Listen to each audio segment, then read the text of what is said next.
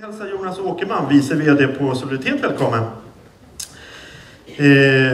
För Jonas ska få förklara lite med det här hur ni har kommit fram till det här. Hej, välkommen. Hej. Ni pratar ju om ratingoriginalet, kan vi läsa. Ratingoriginalet sedan 1989. Förklara, vad menar ni med originalet? Och vi menar väl just det, att det är originalet. Alltså den här modellen var egentligen den första i världen av sitt slag. Alltså en datoriserad expertmodell för bedömning av företag. Det fanns inte vid den tidpunkten, utan det fanns manuella bedömningar av företag, men inte den här typen av värderingsmodell. Nej, fram till det så satt man faktiskt och handjagade ratingen liksom. Ja, precis. Du gjorde manuella kreditbedömningar med samma syfte egentligen. Och det kunde ta veckor. Tog tid. Flera veckor att göra en kreditvärdering. Ja. Vad var det då som fick er att byta en gammal inarbetad metod som hade varit beprövad i 80 år och gå in på det här systemet? Det var väl egentligen just det som du var inne på, Veje, med att alltså, kunderna vid den här tidpunkten efterfrågade ju någonting som var mer automatiserat och där man kunde få snabbare beslut, svar direkt. Som faktiskt den här tjänsten hette från början när den lanserades. Man behövde ju också hjälp med att tolka information. Det fanns mycket information att ta del av och man ville säkerställa att man gjorde en korrekt bedömning. Så att både den delen med snabbhet men också att få hjälp med att tolka informationen drev fram den här förändringen. Du sa först i världen. Det är ju imponerande. Varför lilla Sverige kunde vara först med sånt här? Men det finns ju gigantiska kreditvärderingsföretag runt om i världen. Varför gjorde inte de det här tidigare? Alltså kunderna i Sverige och i Norden har ju alltid legat långt fram i sina arbetssätt på det här området. Man vill jobba effektivt med informationstjänster och att snabbt göra den här bedömningen. Så att, det fanns ju, som vi sa innan, manuella bedömningar som gjordes i vår organisation inom Soliditet exempelvis. Så hade vi en rätt stor organisation av kreditbedömare, kreditrådgivare som gjorde den här typen av bedömning manuellt. Men det tog tid och det var för kostsamt för kunden och det drev fram den här förändringen. Och vad jag förstår, när den här introducerades 1989 så kom det som en total överraskning för branschen och totalt förändrade kreditupplysningsbranschen också, eller?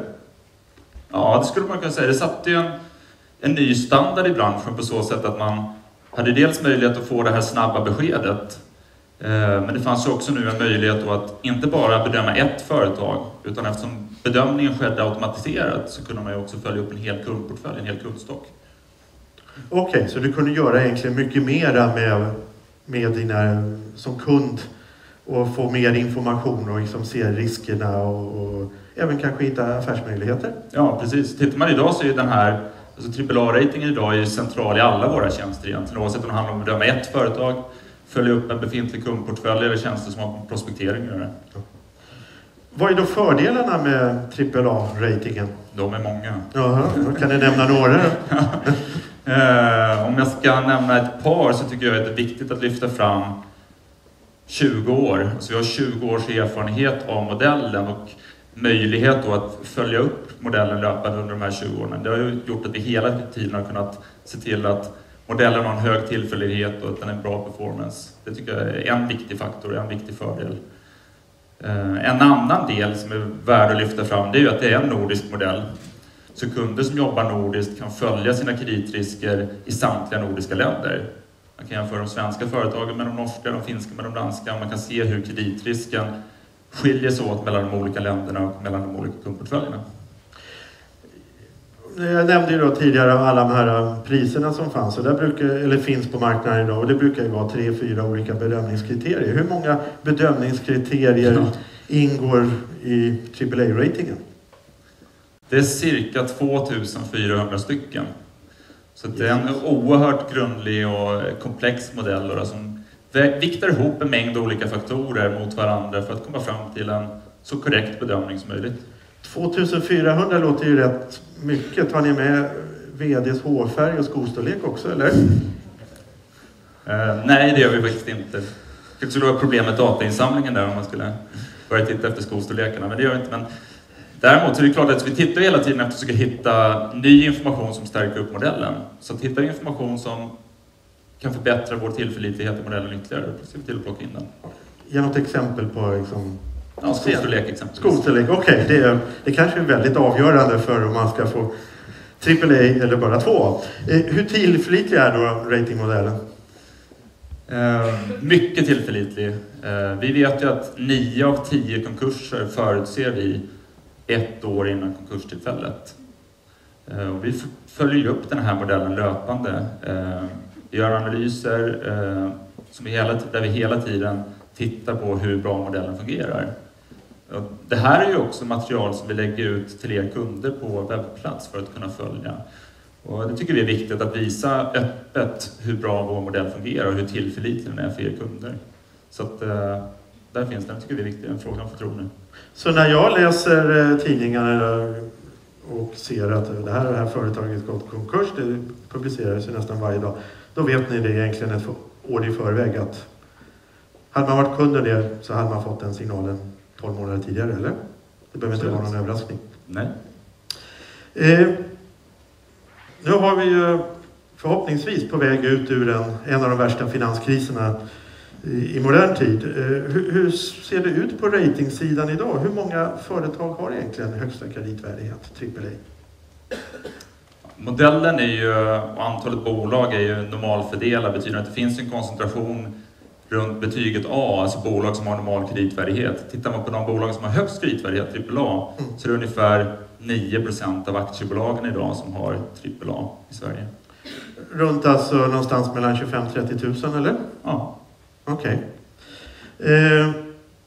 Förändras det här över tiden och med konjunkturerna? Är det konstant? Det sker förändringar. Det sker förändringar över konjunkturen. Alltså den här modellen följer de olika konjunktursvängningarna, följer hög- och lågkonjunktur. Så att andelen AAA-företag går upp under en högkonjunktur, går ner under en lågkonjunktur. Här ser vi ju exempel på det. Om man tittar på åren 2000-2001 så såg vi att IT-kraschen som var då satte sina spår vad det gäller andelen AAA-företag. Så då försvann ungefär 20% av de AAA-ritade bolagen.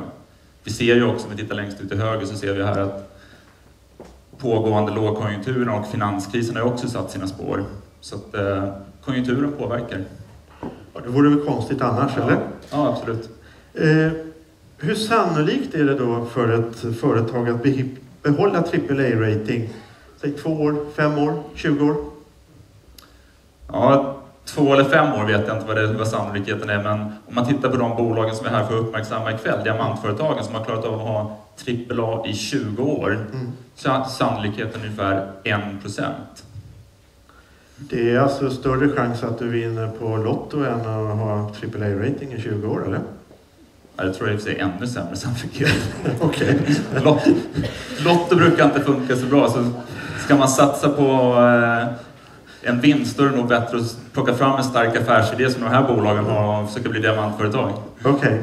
Men det är ändå en exceptionell insats att hålla AAA-rating i 20 år? Alltså ja, det är ju en oerhört exceptionell bedrift.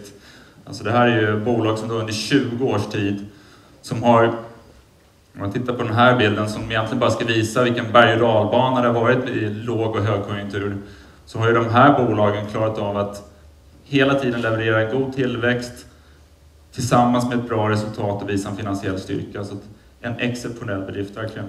Ja, men för att ser man på den här kurvan, det har gått igenom 5-6 lågkonjunkturer och några rejält tuffa. Men i början av perioden, början på 90-talet, IT-kraschen och så nu här. Och liksom, det är ju väldigt imponerande faktiskt att kunna rida ut de här stormarna utan ett enda litet gupp i kurvan. Ja, absolut.